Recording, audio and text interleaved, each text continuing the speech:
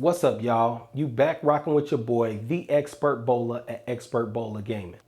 If you didn't know or haven't been a fan or following the channel for quite some time, last year I did buy an office chair and do an office chair review, right? It wasn't a full in-depth review. It was more of a unboxing, let's say.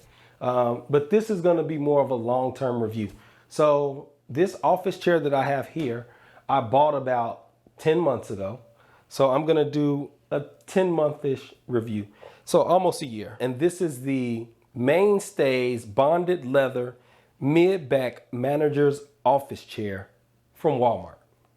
If you wanna know what it's like to buy a $69.99 chair from Walmart, because that's all I could find during the pandemic at the time of buying this chair, I'm gonna let you know what it's like to have this chair and own it after 10 months and whether you should buy it if it's gonna be a good buy for you.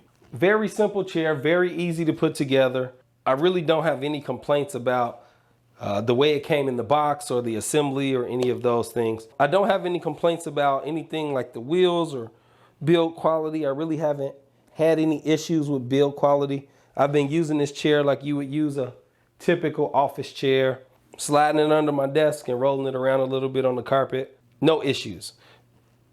One of the issues I had with the Brenton Studio chair was that the armrests were not padded. They were a hard plastic that was textured.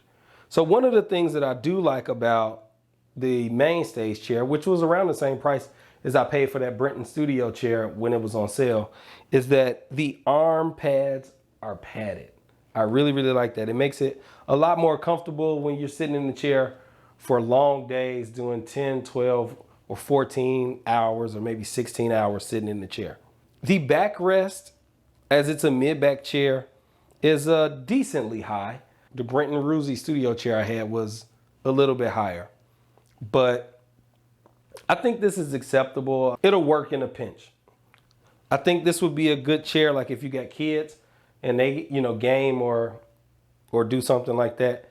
You don't want to get them like a really expensive office chair. I think this would be a good chair to buy. But let's talk about the things that I don't like. I've had this chair for 10 months. One of the things I don't like is whatever the padding that they use for the seat of the chair, it's not constructed very well. So you can see two noticeable imprints on each side of the seat of the chair. One on the left, one on the right, with a prominent crease for sure on the one on the left, but a pretty prominent crease for the one on the right as well.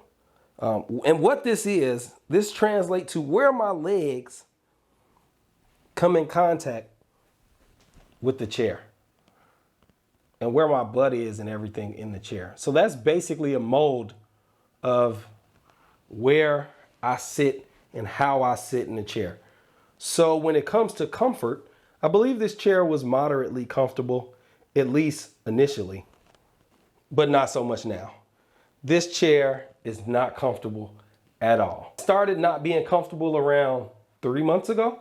So that would put it at like 6 or 7 months into using the chair, that the chair became just brutally uncomfortable for long periods of time. And when I'm saying long periods of time, I'm talking about a typical work day, 8 to 10 hours, definitely nothing over that. So I think the chair overall, as far as size, it's not the widest chair. It's not the biggest, deepest chair, but I'm 5'8", 195 pounds. The chair is a decent size for me. It does tilt back a little bit. It's on a little bit of a rocker and it tilts back. So that's cool. I've got a little footrest that I use that I put my legs up on, and maybe I'll do a little review of that. But I think that the chair is acceptable for size. If you were much bigger than me, I definitely would not recommend this chair, because I think this is probably the largest or the smallest chair that I could probably fit in comfortably.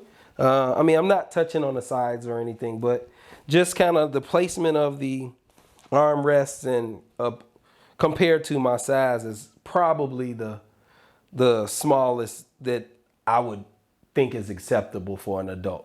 I think this could be a great chair for a kid, for a child, maybe a teenager. I don't know if it's just my weight. I think the maximum capacity for this chair was like 200 and something pounds, 250 maybe. But I just feel like, I mean, I know it was 69 bucks, but to only get like 6 months out of it is kind of bad.